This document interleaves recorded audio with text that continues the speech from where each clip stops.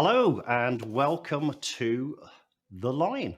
It's a live stream show for filmmakers made by filmmakers. That's the plan. And my name is Mark Alexander Todd, and I'm actually here. He shouldn't be there quite just yet, but he's there now.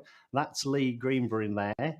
He's also a filmmaker from the Midlands, and we're going to have a chat this afternoon just a little bit about his new film, A Kidnap, which is being premiered this weekend. Now, I have to say, I have not seen the film yet, so I'm like you.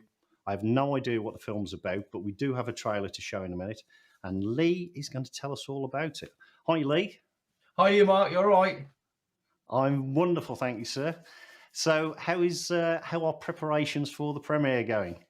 We're getting there. We're getting there. Quite stressful. You can see I haven't had a shave yet, but I will do for the night. You can tell how stressed I get when the length of the beard starts getting outgrowing my face. But yeah, it's going to be a great night. Great night. Brilliant. Well, I'll tell you what I'd like to do first of all is just run the trailer, and we can have a look at that, and then you can fill us in a little bit more about the film when we get back. Okay. Great stuff. Yeah, great.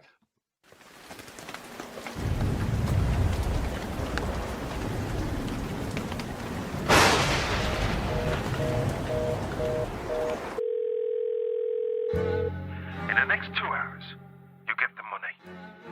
Any funny business. Any. And they're dead.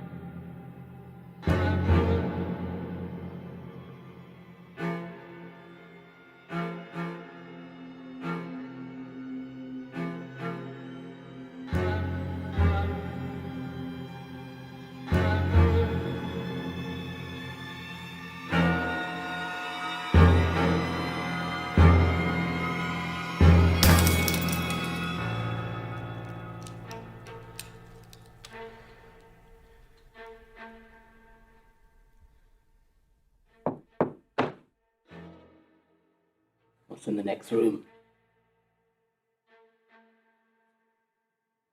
Look, who's there?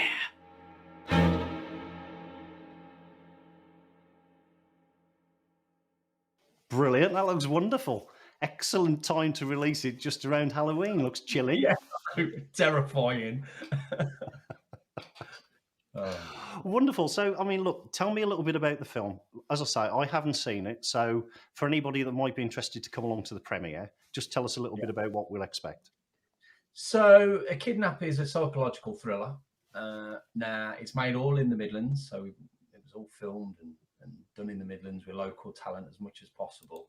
And it's just a good old thriller that was sort of, we based it originally when I wrote it on an old Hitchcock film called Rope. And that was all through budget constraints where we actually had long single shots and minimal sort of editing to try and give everybody a feel that you're actually in there and in the middle of it. And so that's where it all sort of began. Less locations as well, so not as many locations, and it developed from there. Really, it's pretty terrifying at times. I say, I hope people find it terrifying. It's a good old. I like the old classic Hitchcock psychological thriller, so I hope there's a bit of that in there. Wonderful. Sounds great. Always like that. There we go. So, you talked about one location. So is this a film that you've done around just the one location? Well, there's about 2 or 3 locations, but I knew with budget, like I say, budget constraints and the crew and everything, we were trying to do it on a minimal amount of days and things like that. I knew we'd have to have a couple of rooms where we could basically eat, move, and everything was in those sort of 2 rooms or one building. And so the majority of the film is in that. Now, with those constraints, the story's got to be good. You've got to keep people engaged, because if it's just 2 people sitting there. So I tried to put that element of tension in there. But there is a couple of bits that I added as well, drone shots, sort of to give an establishing shot and a sort of a location to it. So there is that part to it. But yeah, a lot of it is in that, like I say, we took from Hitchcock's film Rope, took a lot of essence from there, where that is all in the same building, really. Yeah. So was that the motivation for it, or was it? I suppose if we were watching the BBC series now, they'd say, if you've been affected by the things displayed in the film, well, I'm hoping you haven't been kidnapped in the past. So what was the motivation? What when was that sort of? Hang on a second, I've got the a script spark. moment. Well, Yeah. there was a number of different things, Mark. One was I knew we didn't have much money, so it had to be, easy to film. I mean, a film's never easy to make. But the actual spark of the idea, no, I haven't been kidnapped, but I do love. There's a brother and sister in there, and I've got 2 kids myself, and I saw a relationship between them where a brother and sister might not be the best of friends, but when they're really pushed to the limit, they love each other, and they can really try and overcome obstacles. So that was a big thing. And then the other was just a love of thrillers. So I think the spark of that, the spark of an idea of the kidnappers being confused, and they're sort of in a situation in themselves where they're going to explode. They're not getting on together. And then you've got these 2 kids as well. And I just thought, that's great. If we put them under one roof, let it go, and see what happens. And that's sort of the spark. But people say, where'd you get your ideas from? But I suppose it's just when you're lying in bed at night and anything can spring to mind, I suppose, being a creative. It's pretty random. Well, it's one of those things I've had writers ask me in the past, they say, where do you get your ideas from? I said, well, you get up and you walk outside and you look around. I mean, it's all there. Yeah. It's just, and yeah. And I mean, like I say, that spark of a brother and sister, I've seen, I might have seen a little argument between my son and daughter. And then later on, they're like, do you want to have some of my sweets, or something? And I'm thinking, hold on a minute ago you said you hated each other and never wanted to be in the same room again. Half an hour later, you're sharing your bag of Crystal biscuits. So it's little things, isn't it, like that, Mark? You know what I mean? It is. I mean, how did you go about getting the cast? Did you go through a casting director, or did you? Because one of the things that I want to try and get out of these interviews and that as well is to spread some of the knowledge, if you like, because work with a lot of actors here, and sometimes they're very much in the blind about how to get into a proper film like this one is, or how to get into a short, or how to do stuff. So how did you go about getting the cast? Yeah, well, the big thing for me was the script. The script is key. We haven't got much money. We haven't got many locations. Not a fancy shoot. So that script has got to be spot on. So the first thing I did is got that script. I had loads of people look at it, and got that script interesting, because if an actor sees an interesting script and they like it, they'll literally walk over hot coals to be in it. So that's the first thing. Make that script. I like that. Long takes, and then the next thing was putting a shout out. So making it, I'm almost selling that story. I'm marketing that story to actors. So that's the first thing. Then it's the case of me just spreading the word on social media. Star Now. There's loads of platforms for filmmakers to get your story out there, and hopefully actors will come back to you. And a lot of actors did come back to me. What I would say is, to an up-and-coming actor, get on all those groups on social media, network, because projects will come up. They will come up, and if you like them, you can get involved. You've got to put the work in. You know the score, Mark. You've got to put the work in. If that project's meaty enough, then we did auditions, and we had loads come in. They loved the script. They loved the idea of one take. To me, I was thinking we're going to struggle, because the last thing an actor wants to do is come in and do a 10-minute take, trying to remember all the lines, sweating in the same room, plus sandwiches for dinner. And yet sometimes it's more difficult for actors when they've got short lines to do, because they, it's like, okay, so with this line, now I know you've only literally just come in and it's 9 o'clock in the morning, but pretend it's 12 o'clock at night. You need to be shocked. This is happening. That's happening. You've got 2 words, and go. And they go, it's difficult to get the motivation going. So to be honest, I can see that having that long, almost theatrical, theatre type long shot is you it could really it get your is. teeth into that as an It actor. is. And the other thing was me as a director, the actors needed to trust me. I needed to trust them, but I tried to make it light-hearted. We had a serious job to do, of course. We want to do a great story. Yeah. But I said, there's your lines. If you want to change something, if you think that's not right, or you go for it, we'll try it. Let's do the take. If it doesn't work, we're not using film, we're using digital things that we can just delete quite easily.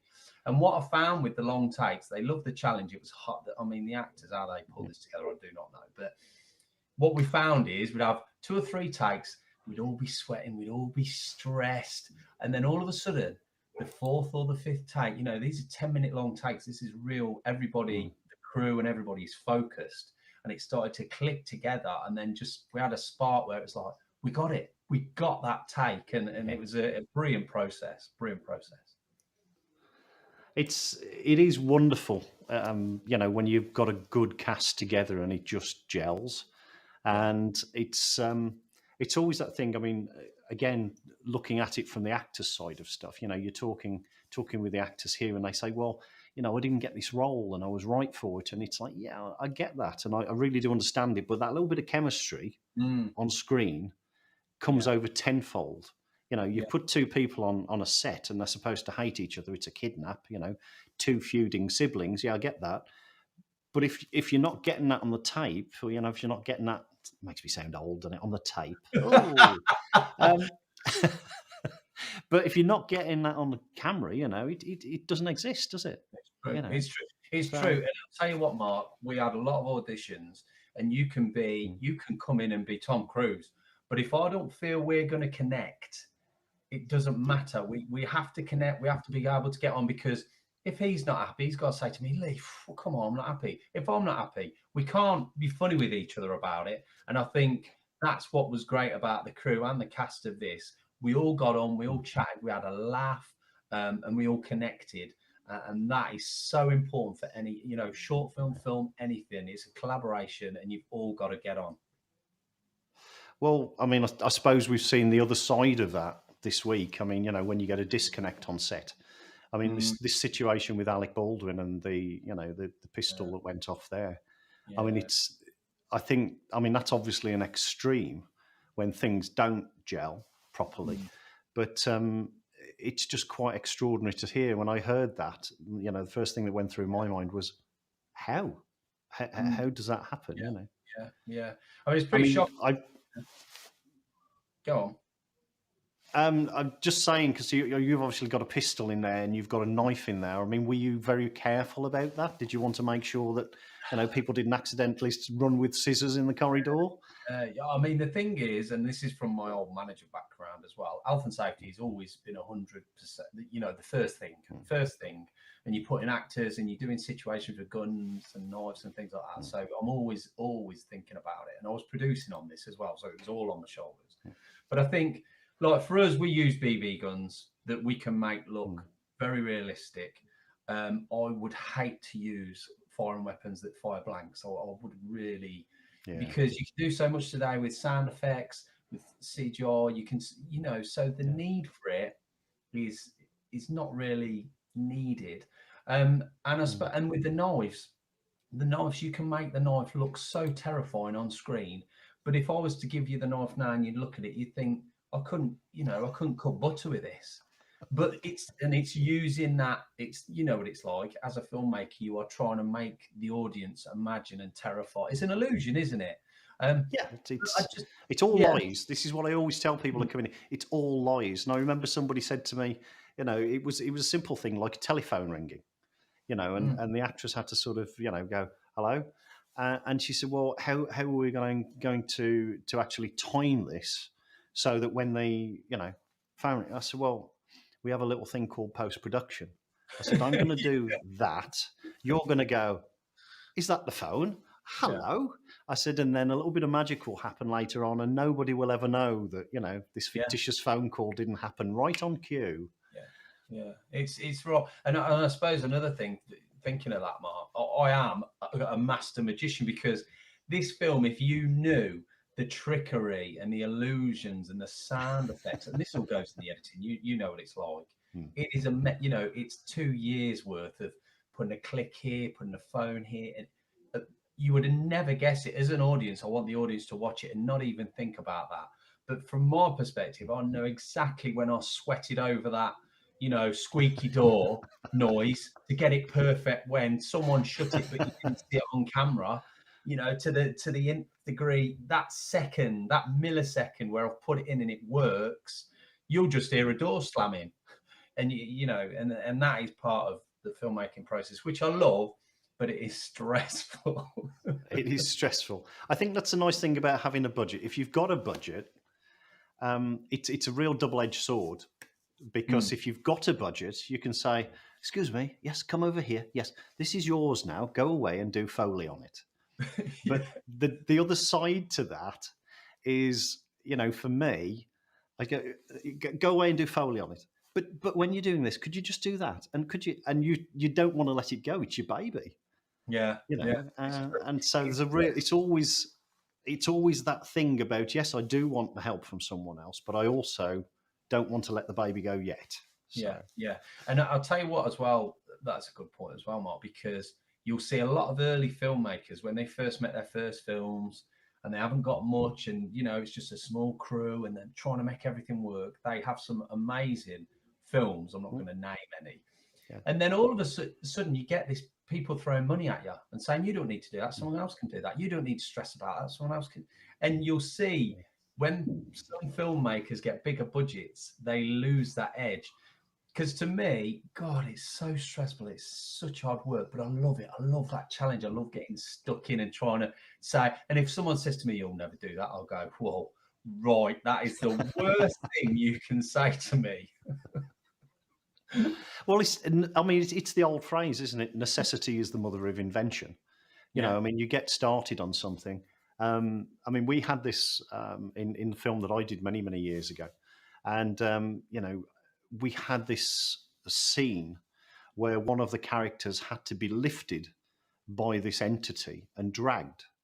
Yeah. And the people were saying, well, we could rig this, we could rig that, we could do this. And I went, I'm sorry, but our budget is literally stretched to giving you food. So no. Yeah. And, in the end, what we ended up doing was using a scaffold pole and threaded it under the guy's arms, and we shot him from the waist down, and he was dragged in. And I've had no end of people say, that looks terrifying. And it's like, scaffold pole and a bit of brute force, and there you are, Yeah, it is great when you face them challenges. And I think that's the key to any filmmaker, especially like a director on a smaller set, is when someone says to you, oh, there's this problem, it's having that mindset to think, right, what's the solution to this? Let's do this, let's do that. Because if you just freeze and say, oh, we can't do it, you're dead in the water on low budget films. Absolutely. As I say to everybody that comes in here, the simple thing that's kept me going all these years is the answer is yes. What's the question?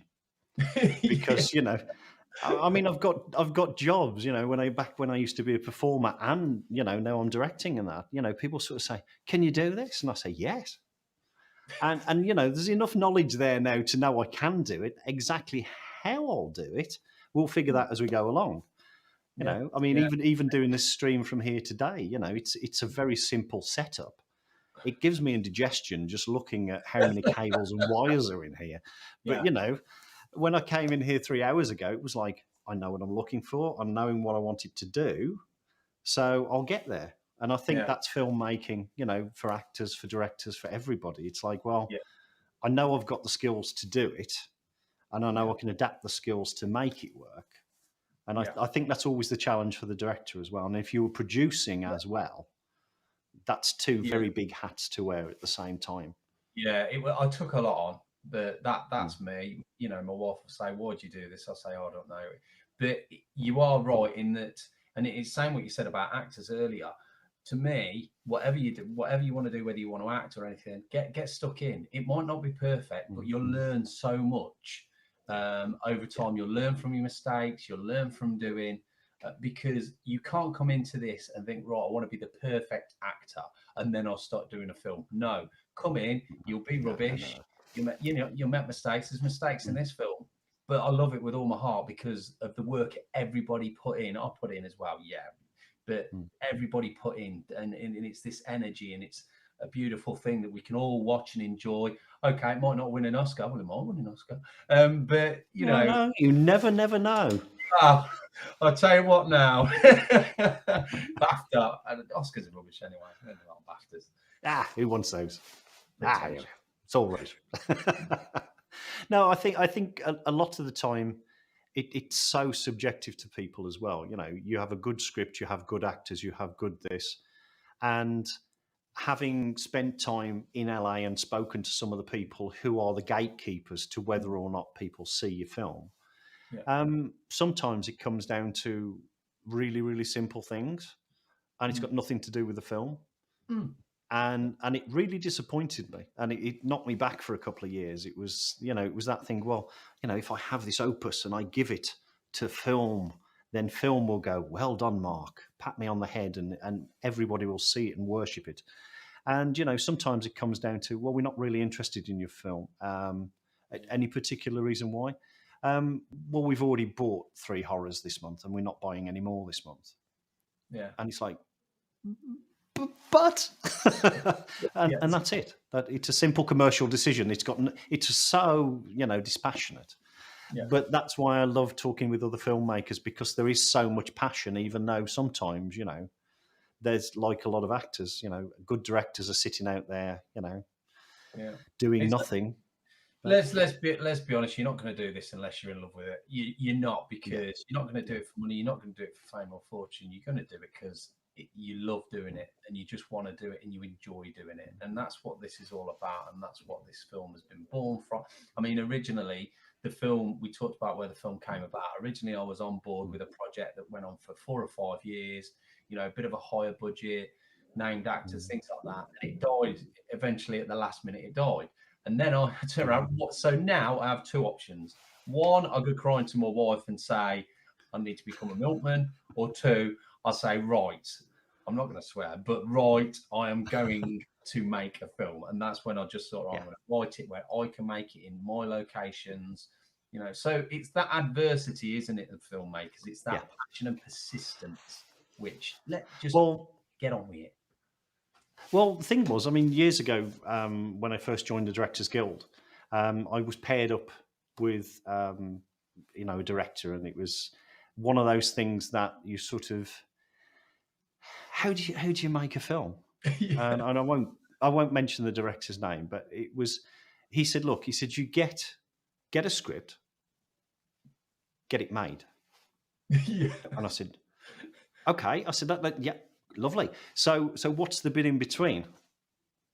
And his words to me were, well, you're the filmmaker, figure it out. Yeah. He said, you get your script, get it made. He said, that's filmmaking. Get a script, get it made. And I said, there's a big bit in the middle. And he says, yeah. He said, so figure it out. And over the years, because at the time I went, but I wanted you to give me that little grain of cleverness that would make... And over the years, that's what I've said to other people. Yeah. Because we've all done it. We've all had to do it. You've, had to have the conversation about becoming a milkman with the wife to decide that, no, I am going to do this. And everybody has to do that. All filmmakers have to do that. They have to have that leap of faith, because that's what keeps it going. It's because I was thinking about this the other day. It's like an evolution of a filmmaker. You will never, because I get people send me scripts and ask me about things, and you'll never send a script to someone and they'll say, yeah, we'll get it made, no problem. You've got to be in the trenches. You've got to try. You've got to, make a film that's not very good, or make a short film. No one is going to give you anything. All you have to do is work hard and keep trying. And that is the only way you will get anywhere in this business. Know what, people will say, oh, I've got this sci-fi epic. It's a fantastic, read the script. Well, no, what will happen is someone will come to you for that script when you've done enough. Know what I mean? Yeah, it's a tough road, to be honest. It's a tough road for people, but that's why I'm so happy to see you get to the end of this little bit of the road. I was actually going to ask you whether or not there's a next project. I'm not even going to be as condescending to ask, because there obviously will be, because I can see and hear in what you're saying that you're already halfway to the next project now. This is beautiful and I love it. I'm showing that, but I've had another idea. Yeah. So I'm expecting to speak to you in another few months and hear something else that's going on. It's you just constantly, the stories are constantly evolving and things like that. So there's good stuff coming up, and of course at the premiere I'll probably get some leaflets or something for the next project anyway, because I can't produce the next one on my own. It'll finish me off. It'll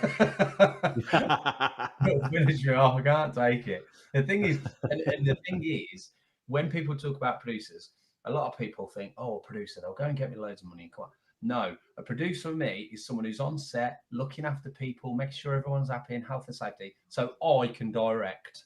That is what a producer does. They are right in the middle of everything, sorting all the little things out so you can carry on and deliver your vision. And that's what a good producer does. You know what I mean? Yeah, it is. You need that sometime. Well, you do need it. You do need it. And again, that's a trust thing as well. It's being able to say to somebody, I've worked with some good producers and some bad producers, and the bad producers, you end up sort of, as I did, I was wonderful. It was my best diva ever. Day 4 into a 21-day shoot, and I went, darling, if I don't have a crane, I have nothing to do. I'm going home. When you've got a crane, I'll be back. And that was that, and then I've been sort of with other producers, and you turn around and you go, have you got to, oh, it's already there. Brilliant. Okay, well, take 5, everybody, and then we'll carry on over there. And it's like, it's wonderful, wonderful. Yeah, it is great. Look, I know that you're busy. I know that you've got things to do. We've talked for nearly half an hour as it is, and we could talk for at least another half an hour without drawing breath. Yeah. So I'm really looking forward to seeing the premiere at the weekend. Yeah. I'll be doing a little bit of filming there as well, so hopefully we can use that in the future to show people how it went. Yeah. And thank you for spending the time. I want to run out on some. You very kindly sent me some behind-the-scenes footage, which I'm going to run out on. Yeah, and just with Mark as well, because I know we're talking about the premiere. In the premiere as well, as much as I want people to see it and enjoy it, we're also trying to raise money on the night for Moyton Hospice. So any money we take for raffles, auctions, things like that, that'll all be going towards them. So if people do come along, they're getting involved in. They're not only going to see a great film and have a great night, there's live music, but they're also going to be doing something good for a charity. So, Fantastic. How can you not turn up? I know. Just down the road. Come on, people. You'll love it. Get to Coventry for You can meet me. It is the city of culture. Yeah. You can meet Lee. He'll tell you all about it. It's like, I love do it now. No, thanks. I'll come and fawn at some point and go, oh, so wonderful, darling. You can have a selfie with me, Mark, if you really want one. Oh, love it. Love it. I love carousing with the stars. But no, it's an absolute pleasure. Thanks so much for having me on, Mark, and it's great. Let's get the message out there. Yeah, brilliant. Love to. Anything we can do to help, you know where we are. So let's get filmmakers out there talking to other filmmakers and actually making things happen, because that's the only way you get seen, as we've said, by making things happen. Absolutely. Brilliant. Thank you very much, sir. I'm going to pop on your. I don't know what this button does now, so I'm in uncharted territory when I turn to smoke. Yes, if you turn to smoke, I'm sorry. If not, we may. Is it an ejector seat? I asked your wife not to say anything about that. I'm supposed to be a surprise. Damn that woman. Brilliant. Thanks again, mate. And we look forward to seeing you again in the future. I'll run out with some behind-the-scenes stuff and speak to you again soon. Okay, thanks, Mark. Thanks ever so much. Cheers, mate.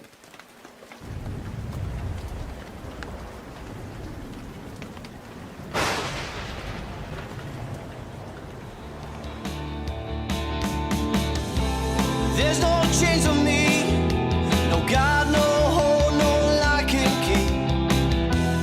I just swore